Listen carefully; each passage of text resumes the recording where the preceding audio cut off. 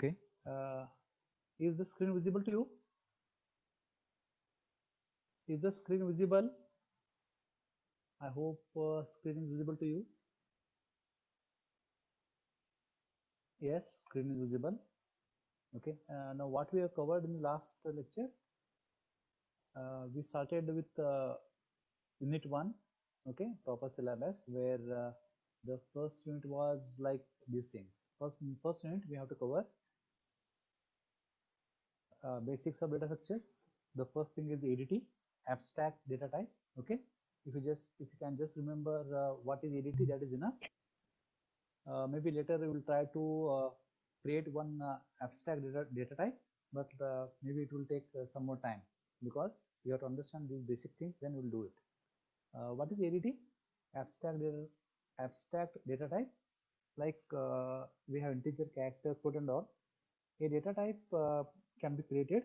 And what is data type? When we create a data type, we should remember two things. One, the range of values that that particular data type can store, and the second thing is number of operations which are operated or can be done, operations can be done on the data type. Then we have seen what is control structure.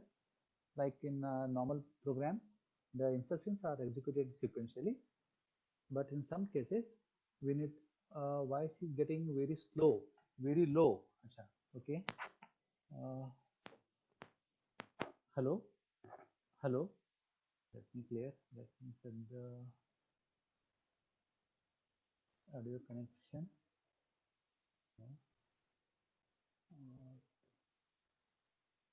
Speaker microphone.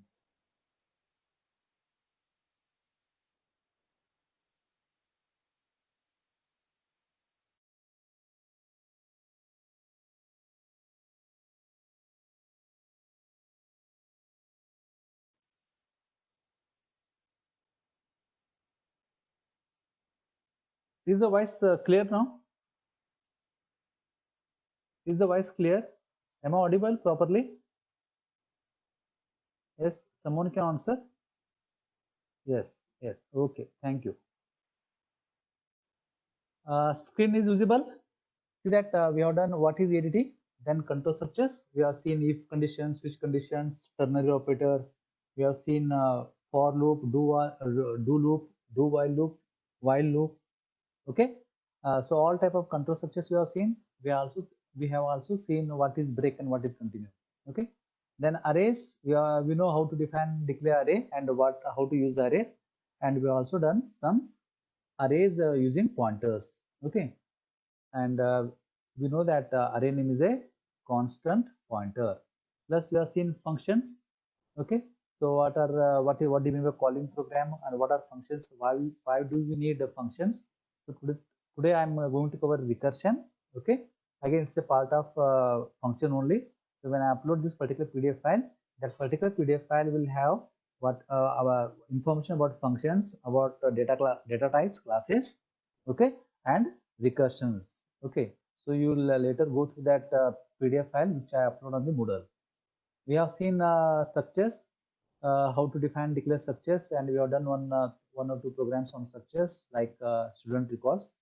Then pointers, we have explicitly seen what is pointer, integer pointers, pointer arithmetic. We have seen all that. Then what is algorithm? Algorithms, it is in the book it is given that in most of the books, program equal to what? Program equal to data structures plus algorithms. So algorithms are programs, okay, or statements which use your data type which is defined or declared in the particular programming language to perform operations.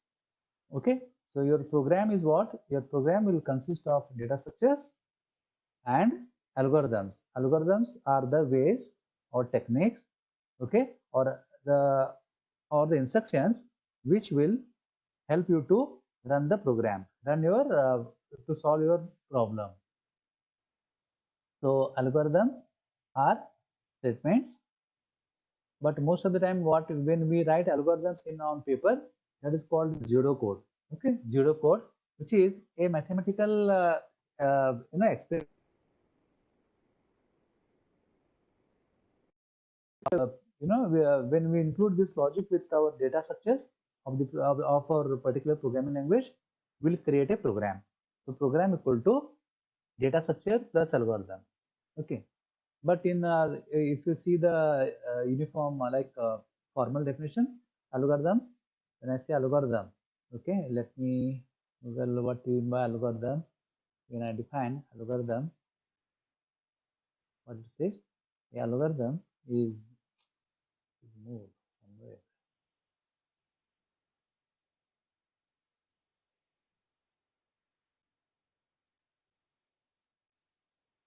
Okay.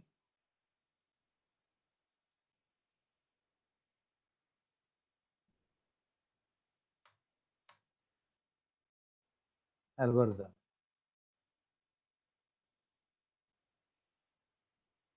So what it says, the definition of algorithm is what? A process or set of rules to be followed in calculations or other problem solving operations, especially by a computer. In mathematics and computer science, algorithm is a finite sequence of well-defined computer implementable instructions. So remember, algorithms are a well-defined instructions which with data structures will help you to solve your problems in a given particular programming language. Now we have seen this what is algorithm. That is enough for us because later we are going to calculate the complexity of algorithm. That is how much space and time it takes to run a particular algorithm. Today what we'll do, we'll start with recursion. Then we will see one example of Tower of Hanoi. Once we do this, then we'll come back and we see what is space and time complexity, because we'll see the space and time complexity of both normal programs as well as recursion. So that's why we'll cover recursion first. Then one example of that we'll cover with the Tower of Hanoi. Then we'll come back and we'll do space and time and the Ackermann's function. So that will be the end of our unit. So maybe today's lecture and one more lecture, we are going to finish the first unit. Okay. Start with recursion. Recursion we have done very basic of recursion in the last lecture. Today we'll cover. Okay, so this particular PDF will have all the information about functions, recursion, and storage classes. So today we know what is function and all. So I'm not going to cover the functions. We have covered it. Anyway, I will upload this PDF on the Moodle. You can refer, and if you have any questions, you can ask. We'll go to recursion. So what is recursion? When I say recursion, in the last lecture we have defined recursion is recursion as a function when it calls itself. Okay, that is called recursion. Okay, so what is the definition here? Recursion, a process by which a function calls itself repeatedly, that is called recursion. Am I audible? Yes, someone can answer. Audible. Audible. And screen is visible to you? Yes, sir. Okay, okay, thank you. So a process by which a function calls itself repeatedly is called as recursion. Either now how recursion can be done? A function x calls x itself is a recursion, or a function x calls y and y calls x. Again, this is a recursion, but it's a cyclically in chain. Okay. Now, recursion are used for repetitive computations in which each action is stated in terms of a previous result. What is an example for the recursions then? Suppose we want to find a factorial of say now a particular number. Take factorial of 5. So what is factorial of 5? A factorial of 5 can itself be written in terms of factorial. What is that? Factor of 5 equal to 5 into factor of 4. So this is the there are some computations where they can be represented in themselves. In those cases, we can use recursion to run those, to execute those, or to compute those operations. Remember one thing: the whichever program which is possible by recursion is also possible by iterations or for loop or without using recursions. But the other case is not vice versa. Like that is a program which can be written sequentially. All the programs which are written sequentially are not possible by recursion. Okay. So recursion is a special case where only some separate or special group of operations can be done, or special group of programs which can be implemented using recursion. For a problem to be written in recursive form, two conditions are to be satisfied. What are those two conditions? One, a problem should be possible to express the problem in recursive form. It should be possible to express the problem in recursive form. Then only it is possible to execute that particular problem in recursions using functions. And the second case is the problem statement must include a stopping condition. Okay, if you don't stop the recursion, what will happen? Will keep on calling the function recursively. That will give you a error called stack overflow, or a error with related to stacks. Why stack? We'll go through it again. Now example, fact, say fact equal to 1.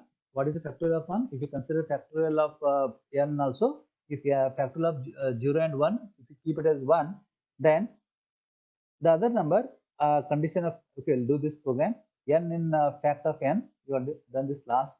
So these three programs you will try to do with factorial. First one, a factorial, then a Fibonacci series. What is Fibonacci series? Now Fibonacci series are given like this. Either we have to find an index of that, or a program saying print 10 numbers, first 10 numbers of a Fibonacci series. That is possible. In that case, we should print 1 plus 1, but we should consider 0 also. Okay, 0, 1, 1 and all. So Fibonacci of 0 is 1. Okay, if you consider this number as 1, this is the case. Otherwise, this is the index. Normally what will happen? We call it as the index. If Fibonacci series, numbers are stored, and how the numbers are generated? The first number is added to the second number, and the third number is generated. Suppose if I say I want Fibonacci at this particular place, which is if I say index starts with 0, 0, 1, 2, 3, 4. If I say at my index 4, I want a Fibonacci series number, then it is sum of, if Fibonacci of 4 is what? Fibonacci of 2 plus Fibonacci of 3. That is the sum. So 1 plus 1 is 2, 1 plus 2 is 3, 2 plus 3 is 5, 3 plus 5 is 8, 5 plus 8 is 13, 30 plus 21 is something. Like, keep on doing this. So this is called a Fibonacci series. So a Fibonacci series is generated. Fibonacci of n equal to what? Fibonacci of n minus 1 plus Fibonacci of n minus 2 if n is greater than 1. Okay, if n is 2, then it is Fibonacci of 1 and Fibonacci of 0. Factorial, we know in the last lecture we have done factorial, how the factorial recursively can be done. So suppose long int fact integer n, if n equal to 1, return 1, else return n into fact of n minus 1. Either I can consider 0 also here. If you consider in mathematics, if factorial of 0 is defined as 1, then we can consider for 0 also, which is 1. So do we know whether in maths factorial is defined whether for in 0? What is factorial of a 0? Factorial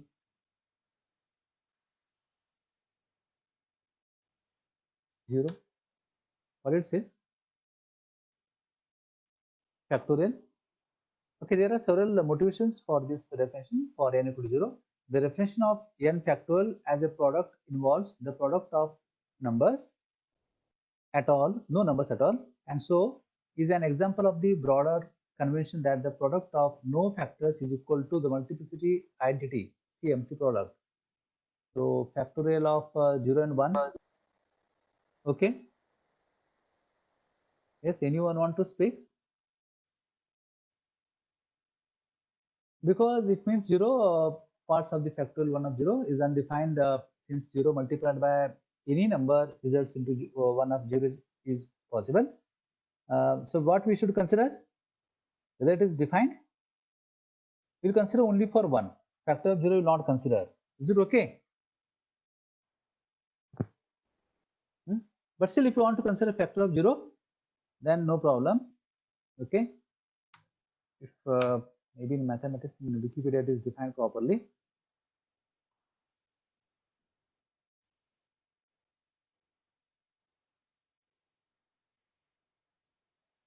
This they have defined factorial of 0 is 1. Okay, factor of 1 is 1, factor of 2 is 1. Okay, so factor of 0 is defined as 1. So in that case, what should be our program? Our program should be if n is greater than 0, greater than equal to 0, then return 1, else return n into fact n minus 1. How this works, we will see the whole table, we will understand this one. Suppose take this example, factorial of 4. Now, when I call this particular program factorial of 4, what will happen? N is 4 int n. If n equal to 1, return 1. N is not 1. Then what you will do? Else return n into fact n minus 1. So this is the program.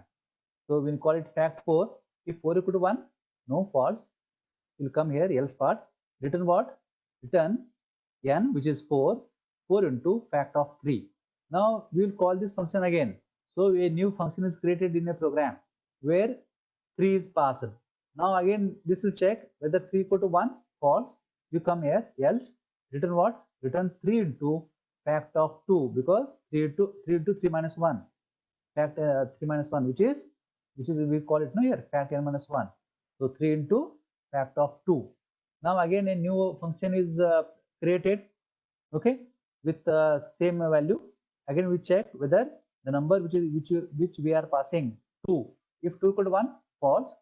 Again we will return 2 into fact minus 1. Now in our case, if 1 equal to 1, that is the condition we have put here, n equal to 1, then return 1. Where this return will come? This will come wherever you are calling. This 1 is returned in this case here, 1 into 2, which is 2. Now 2 is returned in this place, 3 into 2, which is 6. 6 is returned in this return at fact. So 6 into 4, 24. That is the value we get at the end. Now how this was in computer? This is done with the stacks. We'll see that. Likewise in Fibonacci number, Fibonacci of 0 is 0, Fibonacci of 1 is 1, and Fibonacci of n is what? Fibonacci of n minus 1 plus fib of n minus 2 if n is greater than 1. If n is the Fibonacci of 0, first number, natural number 0, Fibonacci of 1 is 1, Fibonacci of 2 is what? Fibonacci of 1 plus Fibonacci of 0, that is 1 plus 0, 1. Like if you consider a natural number, then 0 plus 1 is 1, 1 plus 1 is 2, 1 plus 2 is 3, 2 plus 3, like this we have a series.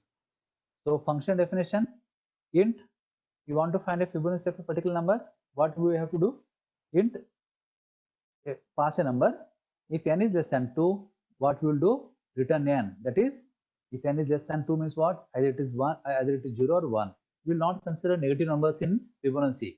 So you should explicitly tell a user to enter only positive numbers. So Fibonacci of number 0 is 0. Here return n. Fibonacci of 1 is what? 1. Otherwise, Fibonacci of some other number n equal to Fibonacci of n minus 1 plus n minus 2. Now, how many times is the function called when evaluating Fibonacci of 4? Consider this one. Fibonacci of 4 is what? Fibonacci of 3 and Fibonacci of 2. The addition of these two. Then 3 again it is not 0 or 1. It will call 2 and 1. When here it is 1, 1 will return 1. What about 2? 2 will return Fibonacci of 1 and 7 of 0. These are addition of this. So this is 1 plus 0. We will have 1. Then this returns 1. So both are 1 plus 1, which is added here. It will become 2. Then at right hand side, what will have? Here 1 plus 1, 0 plus 1, 1. This 1 plus, how much you got here? 2. 2 plus 1 is 3. That is f of 4. So same thing is computed several times in efficiency. Now understand this thing. Every recursive program can also be written without recursion. Recursion is used for programming convenience, not for performance enhancement. Remember, uh, some programmers think that when we write recursion functions, they are more efficient. No, that is not the case. It will take more memory in your computer because you have to push those many statements on this stack. So that's why recursions are used for programming convenience, not for performance enhancements. Sometimes, if the function being computed has a nice recurrence form, then a recursive code may be more readable. Readable means more convenient, more understandable. We'll take one example of this. Suppose, what is towers of Hanoi? Towers of Hanoi problem. Okay, we'll just understand this problem first, then we'll go to that particular condition. So suppose I have a powers of Hanoi.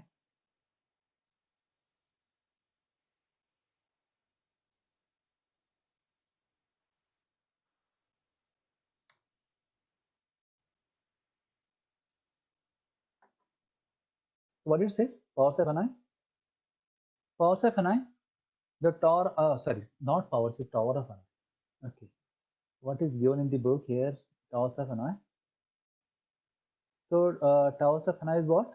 The Tower of Hanoi is also called as Tower of Brahma or Lucas Tower, and sometimes pluralized as towers. Is a mathematical game or puzzle. Now, suppose I have a number of disks put on a this particular bar. See, it consists of three rods and a number of disks of different sizes, which can slide onto any rod. The puzzle starts with the disks in a neat stack in ascending order or size ascending order of size on one rod, the smallest at the top. Okay, thus making a conical shape. Take this example. You can see this here. Okay. Now, what is the problem here? Suppose you want to, there are actually first conditions. Now, the objective of the puzzle is to move the entire stack to another rod, obeying the following rules. What are the rules? First rule is only one disk can be moved at a given time. At a given particular time, you can move only one disk. Second condition, each move consists of taking the upper stack from one of the stack and placing it on top of another stack or empty rod. And what is the third condition? No larger disk may be placed on top of a smaller disk. Now consider this here. We have you know three rods, left, center, and right. Suppose you want to move all my disks from left rod to the right. How we are going to do this? Suppose I have only one disk on in the left.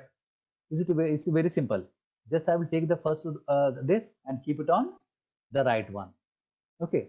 Suppose if I have two disks, how we are going to move one and two disks from left to right? Now, in this case, we have to consider, we have to take one more rod. We have three rods actually. So the third central rod is called as auxiliary or temporary rod to store the values, store the disks. So I want to move two disks, one and two to right. I cannot, okay, I can move one to two, one to right, disk one to right rod. But again, what is the condition?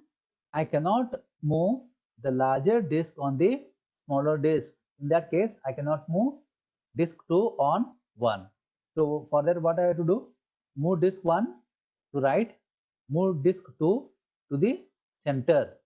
Now move disk right to left, which is 1, and move disk 2 to right, then move disk 1 to right. In that case, what will happen? We will have both disk 2 and 1 moved onto right. Okay, we'll try this program and we'll do this. Now, how this is done? The problem statement. Initially, all the disks are stacked on the left pole or left rod. Then they are required to transfer all the disks to the right pole or right rod. Only one disk can be moved at a given particular time. Okay. Only okay, the problem statement. Initially, all disks are stacked on the left pole or rod, it is required to transfer all the disks to the right pole. Only one disk can be moved at a given time. A larger disk cannot be moved on the smaller disk. Center pole is used for temporary storage of disks. So what is step 1? How recursively can do this? Recursive statement of general problem. Now this particular problem is is very important, and it really supports very well with recursive functions. Otherwise, if you want to write this manually without recursive iteration loops, this will take a lot of time. But with recursive, the program code is very simple, and you can write in very few number of statements. You can implement this particular problem. So how it is done? Step 1, move top. Suppose I have 3 disks, left, center and right. Left, where all the disks are present. Center is the auxiliary one, auxiliary rod or auxiliary pole, or you can consider as a temporary pole for temporarily storing the disk. And the right side we have one more pole, which is pole R, where I want to move all the disks from left rod or left pole to right pole. Okay, so how to do this? Move top n minus 1 disks from left to center. Then what is left is the larger one. So move the largest to the left to right. So I have the larger disk. Then from center, what you are going to do? Move all n minus 1 to center to right. Okay, then center to right, move the n minus 1 disk from center to right and call it again left. So this can be done. Okay, let us let us see this, how this is done.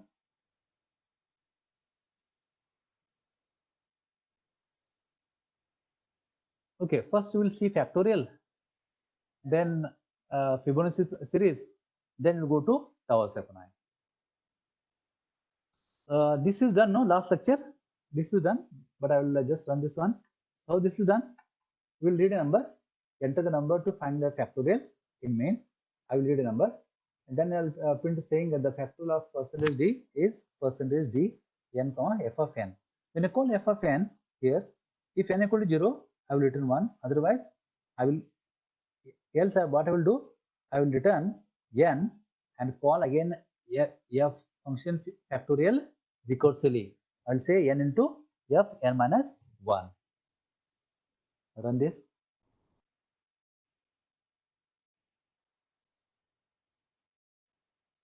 So suppose if I enter 1, what will happen? If I get 1 here, you come here, factor event n, is n equal to 0? False. You will come here, return what? Return 1 into 1 minus 1, which is you call f with 0. So come here and int n, if n equal to 0, it is 0 here, you return 1. That comes here. Now 1 into 1, that is the value we will get. So 1 is printed. Factorial of a number, 1 is 1. Okay, now we'll try all other values.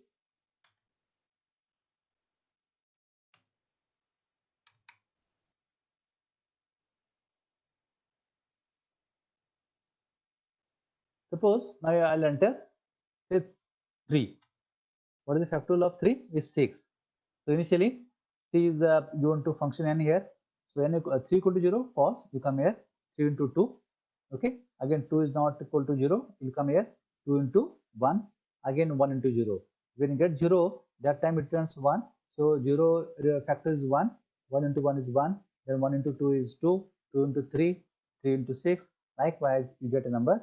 At the end, we'll have this value f of n, which is printed as the final result. In our case, it is 6.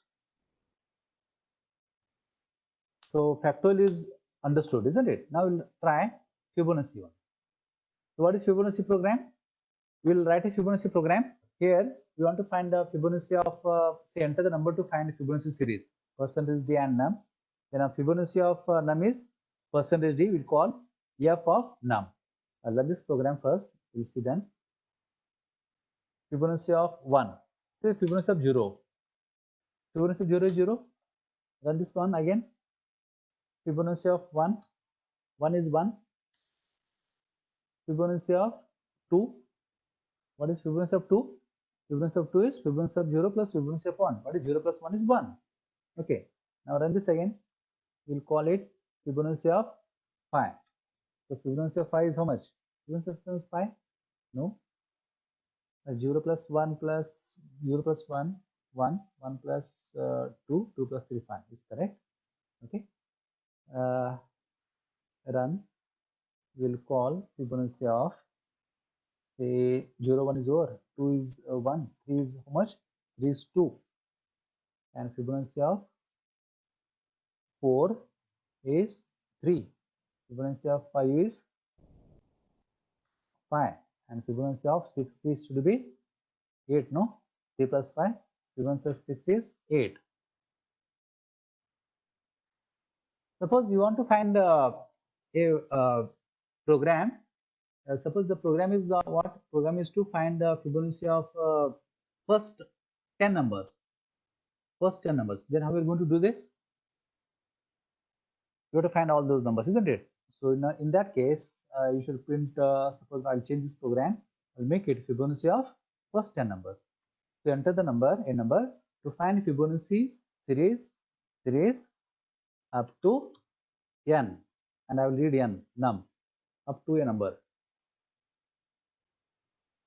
In that case, I have to use for I equal to 0, I less than equal to n, I plus plus. And I'll call what?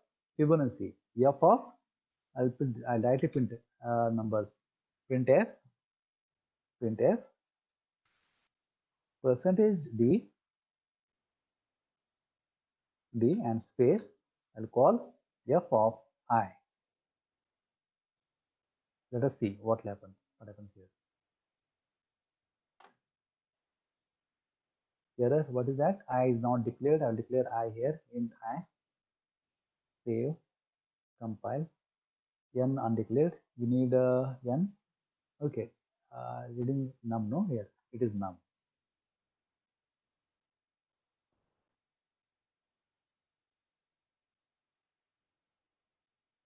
No errors. Fine. Run.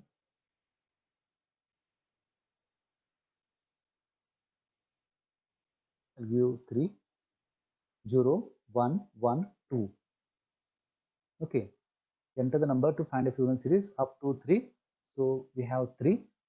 It is up to, not up to 3 for 3 numbers, isn't it? First 3 numbers, including 0. Okay. Maybe enter the series, enter number to find a Fibonacci series and num for I equal to 0, I less than equal to n. So always you will have more number, one more than that. So run. Suppose if I enter, say I want first 10 numbers of Fibonacci, not first 10, it will give 11 numbers because we are considering 0 to 11, 0 to 10. So you can see that 1, 2, 3, 4, 5, 6, 7, 8, 9, 10, 11 numbers. What is the Fibonacci series here? 0 plus 1 is 1, 1 plus 1 is 2, 1 plus 2 is 3, 2 plus 3 is 5, 3 plus 5 is 8, 5 plus 8 is 13, 21, 34, 21 plus 34 is 55. Okay. So the earlier program was to find a Fibonacci of a single number, but it is up to you what you can do.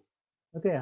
If the programmer asks you to print Fibonacci for a particular number, first 10 numbers, then I should say first 10 numbers and then read 10 numbers, run the program.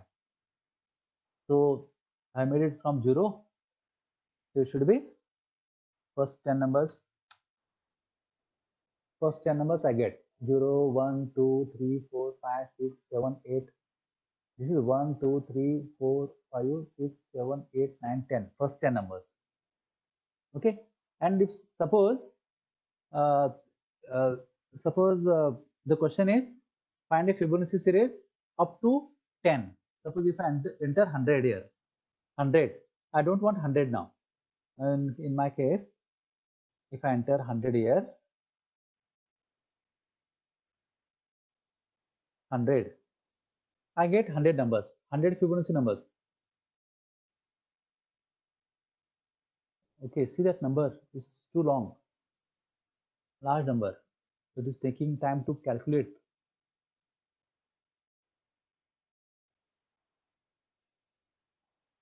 Now this is possible because it's long integer, but still I don't think it will calculate this much. It is taking time. Very large number. These are hardly how many numbers? 10 plus 10, hardly I think 50. Still 50 more numbers we have to calculate.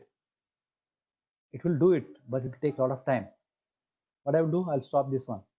I'll stop this, break this one, break, break the program, build again, because it was a large, very large number.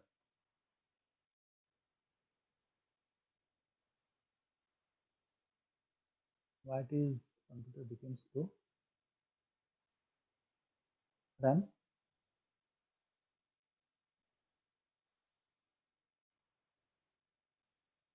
I should say only 15 numbers. So these are 15.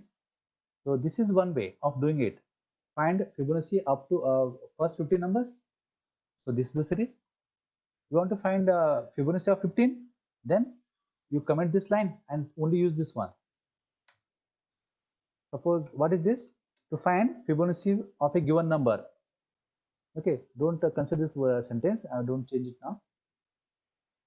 Okay, 15. So 15 is what? 610. So 15th number Fibonacci is 610. How to verify this one? I'll verify with Fibonacci of 6. Fibonacci of 6 is how much? 8. 6th number is 8. Okay. And if someone says you print a Fibonacci series up to a given number, then you should check that number and keep on printing it. Okay. Understood? Any questions?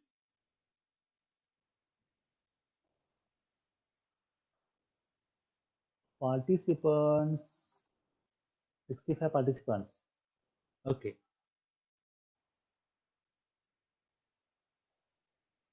Understood factorial, how to do the factorial with recursion and Fibonacci series. Okay, okay, thank you. Now we'll go to towers of Hanoi. You know towers of Hanoi? Towers of Hanoi is this one which we are discussing at present. So this is not that easy. Okay, this particular problem. It is when you want to write a program, it is very difficult. If you don't use with recursion, then how we can do this? Suppose this five disks I want to shift. What is the how you can do this? First thing, you take one, keep it where? On the right. Then keep two, take it on where? On the center. Then what you will do? Take one, put it on back on the three. Okay. Now put it two on right. Then what I have on the top here? 1. Keep it on right. Then take 3, keep it on center. So I have 2, 1 here, that is 1, 2, and 3 at the center. Still I have 4 and 5. I cannot move 4 either on 3 or on 1, 2. So what is the condition now? Again, move 1 to left. So I'll have 1, 4, 5 here, 3 here, and 2 here. Now move this 2 on center. So in center I have 2, 3, and on the left hand side I have 1, 4, 5. Now what can be done? I will move 1 to center. Now on the center I will have 1, 2, 3, and the left 4, 5, 5, 4 and 5. So I can move 4 to right. Now I have 1, 2, 3 here. So I can move always 1 here, 2 here, and all. So it is more confusing. You have to trace this program properly by hand. We'll do it for 1, for 2, 3, 4, and 5. Okay. You learn this program. So with recursive, this is very easy, but without recursive, you cannot do this properly. Now, how it will take? See this. This is the main program. What is the main program here? Wire transfer.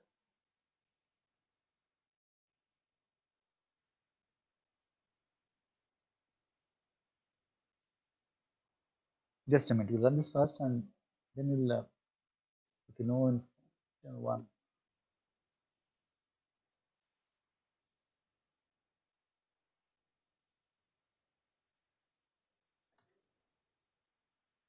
Main is here. It's not visible properly.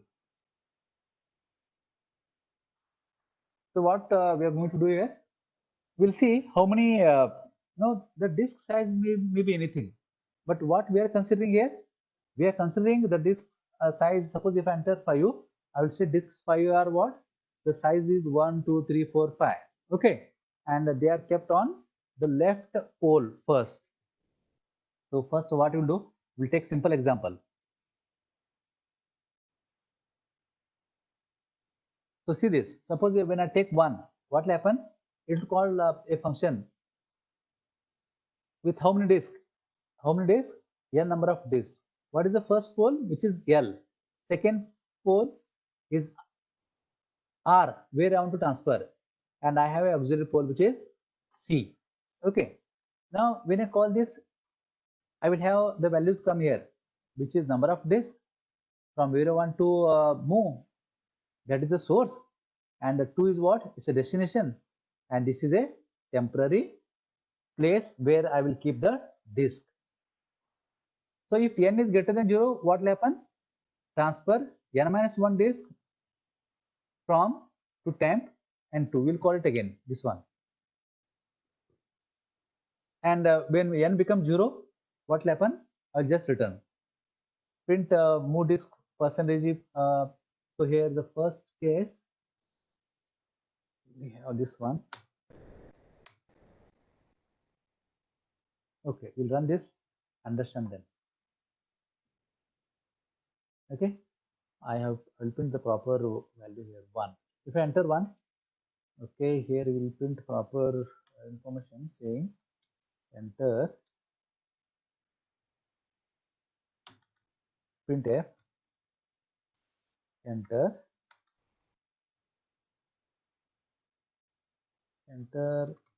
number of disks.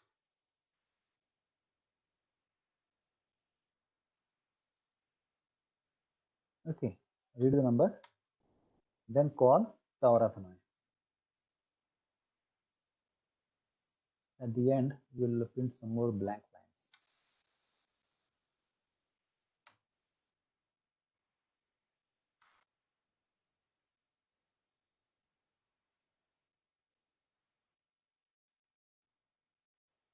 Suppose my disk is only 1. What will happen? Move disk left to right. It's over. Work done, isn't it? I have 3 poles: left pole, center pole, right pole. Left pole is the pole where disks are available. Right pole is the one that is the destination where I want to move all disks. And center pole is the pole for temporary storage, or we can call it auxiliary pole. Okay, if I have only one disk, what I will do? I'll move disk 1 to center. Okay, we'll have I will take a paint. Okay, we'll take a paint. Then we'll draw some lines here. Say this is the first pole, this is the second pole, and this is the third pole. Fine. And I have disk which is here, disk 1. Suppose only one disk available, then what you will do? If I have only one disk, okay, I'll just move from left to right. That is done here. Number of disks 1. Move disk 1 from L to R. You move this disk from left to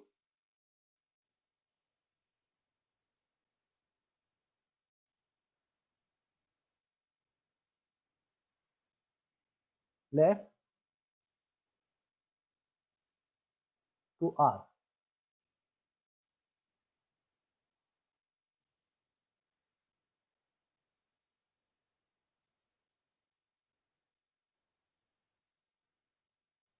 Okay, not able to move this one. Okay, this is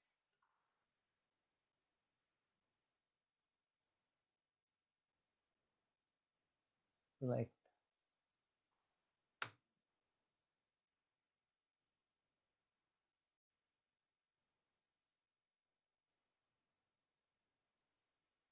Okay, suppose I have two disks.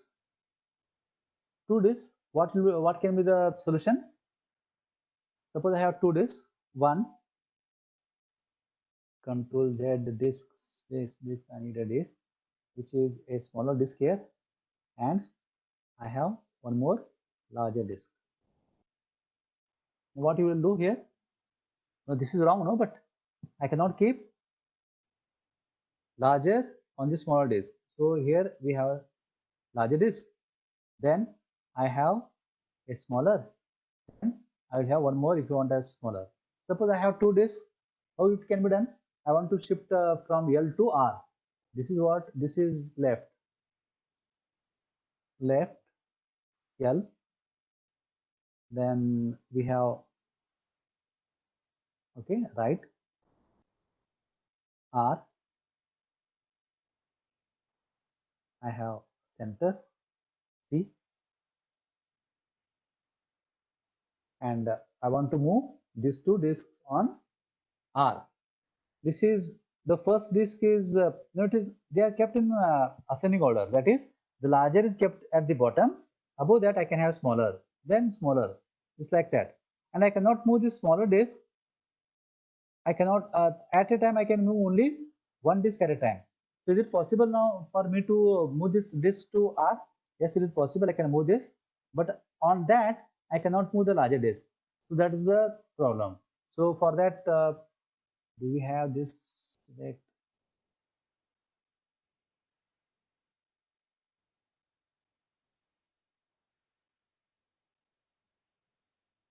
Text, view, brush.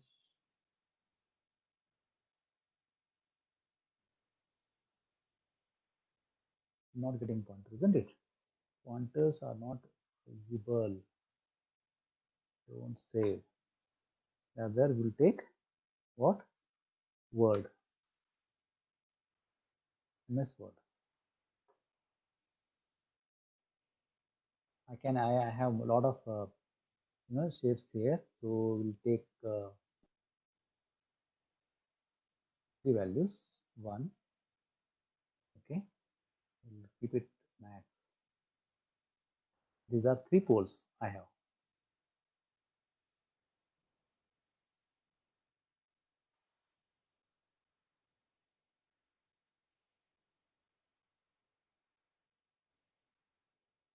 Okay.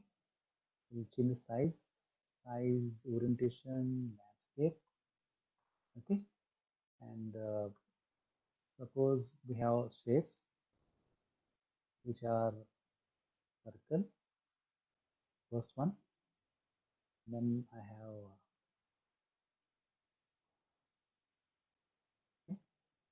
the smaller one on that. Okay. Now this can be moved. I can move the first one.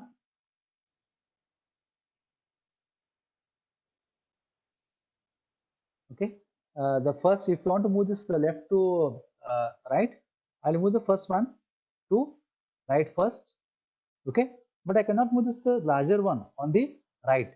So what I will do, I'll take this temporary auxiliary pole. I'll keep it here. Now what can be done?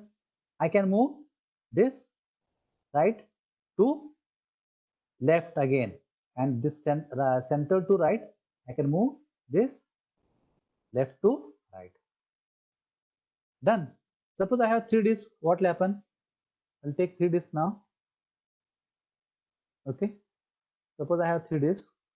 So this is a larger disk. Okay. Larger disk.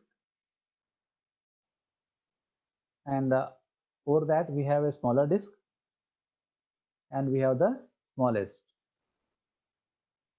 So what is the instruction here? Always keep the first one from left to right, left to right. Then if still there are this left to center. Now that is over, the last disk we have. So I will keep the right to left, then center to right. Okay. Now this smallest left to right.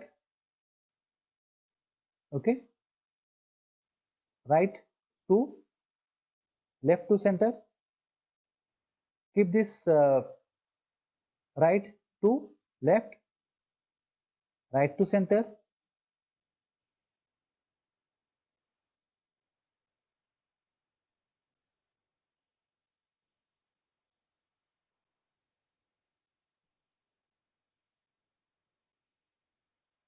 Right to center. Okay, we'll follow the instructions. Then I will show you exactly how it is done. This is also one.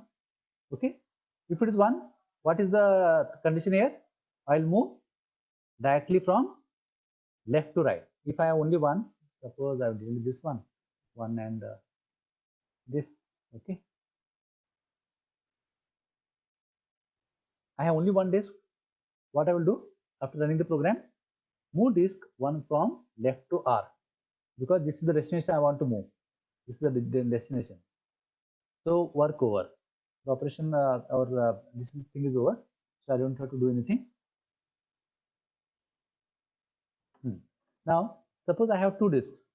Two disks. What is the condition here? Enter. Run. Suppose I have two disks. Then what you will do? Trace this program. Suppose I have two disks. I will keep it here, right side. Suppose you have two disks, one and the second one, which is smaller.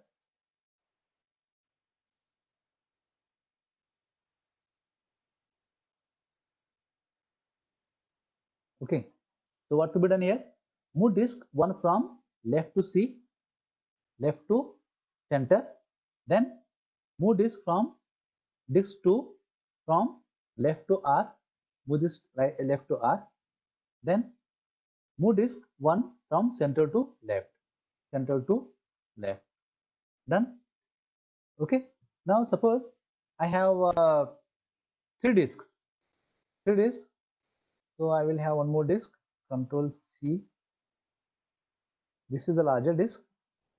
So size should be more. Okay. And above that we have these two disks.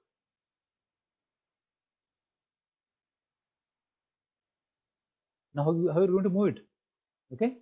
So this, run this program.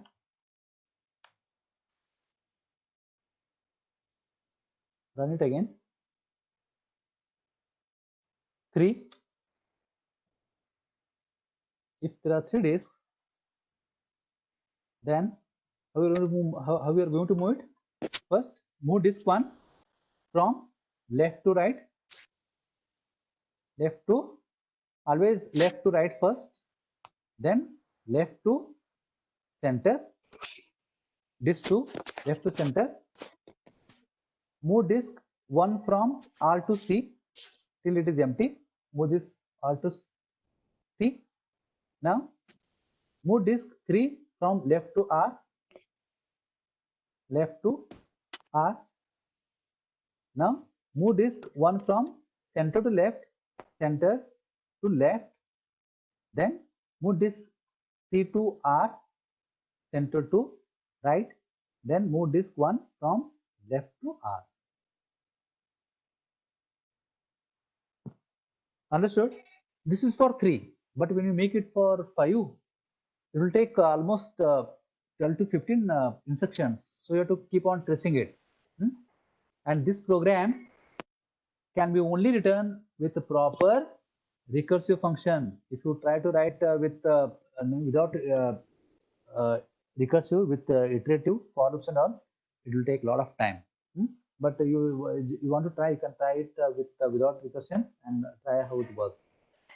So how it is done? First, what is the condition here? Condition is, if I have all these disks 1, 2, 3, if these disks are available on the pole 1, what to be done? You empty all the disks from n minus 1 disk. Keep the largest one, empty all the disks, put in auxiliary, then take the largest one, keep it in the right. Then you again do this using, now this becomes what?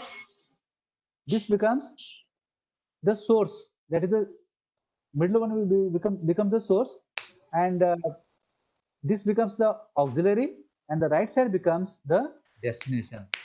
So if you see the program, you'll see the program, you'll understand this one code. This one, okay, we have this. First thing is what? When you read the numbers, whenever you read the number of days, first check whether numbers is, if number is greater than 0, then only we are going to do this. Otherwise, we will not transfer any of the days. Transfer what? Transfer n minus 1 days. Suppose I have 3 days, 2 disks. From where? From to temp. This is from where I'm getting. Where I'm getting from is left, and where I have to shift to is right. And this is the auxiliary C. From to temp. Now, first time it was from left to right, and at the middle we will have n minus 1 disks. Okay, now it is time, no, 12:30. Okay, which is your next lecture? Which is the next lecture you have? Okay, DLD, fine. But have you understood this one? I want you all to test this particular program. Okay, this program is anyway available on the video. Okay, on the screen also. You can, I will upload this video later. You write this program, run this program, and try for 5 or 6 disks and write it on the paper how the disks are moved. Disks are moved from source to destination. Okay, we will end this because we have the next lecture. Later in the next lecture, I will just try this. I will debug this program once again and cover the time complexity and space complexity and finish the unit. Okay, we'll end it here. Stop sharing. Okay, I'll end the lecture. Please join the next lecture.